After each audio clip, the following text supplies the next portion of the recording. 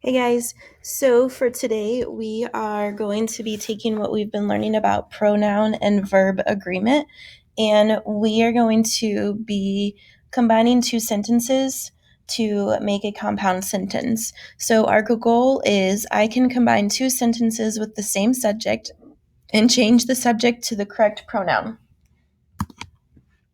So we are going to be combining sentences with the same subject. And the reason that we do this is because it can make our writing so much more clear. We can use pronouns to replace the subject of one of those sentences. So let's look at some examples. When we're writing, we want to be careful not to repeat a noun too many times. When two sentences have the same noun as the subject, we can put those sentences together. We're going to change one of those nouns to a pronoun. Then you're going to join the two sentences and use the word and between them. We want to make sure that our pronouns and our verbs agree when we do that. So here we have two sentences. Mac barks at birds. Mac chases them. Those are two short, choppy sentences. We want to make it a little bit longer and smoother by getting rid of the Mac, taking this Mac right here, and replacing it with he, and then putting those two sentences together with the contraction and. So our sentence is Mac barks at birds and he chases them. Rather than having two sentences, we have one longer sentence that is a little bit smoother. Let's look at some more examples. My dad and I watch a baseball game. My dad and I snack on apples. So when we're looking at these two sentences, we want to make sure that they have the same subject.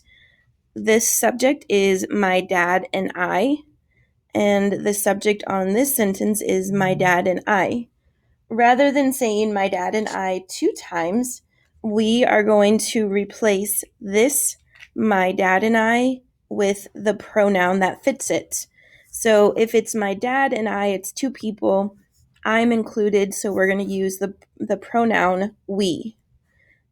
My new sentence will be my dad and I watch a baseball game and we snack on apples.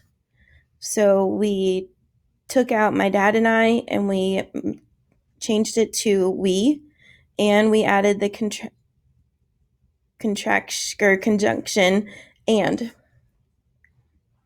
Let's look at another example.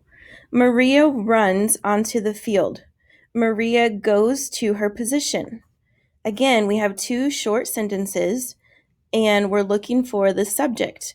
Well, the subject is Maria, and Maria is the subject of the second one. So instead of saying Maria, we're going to use the pronoun she and add the conjunction and.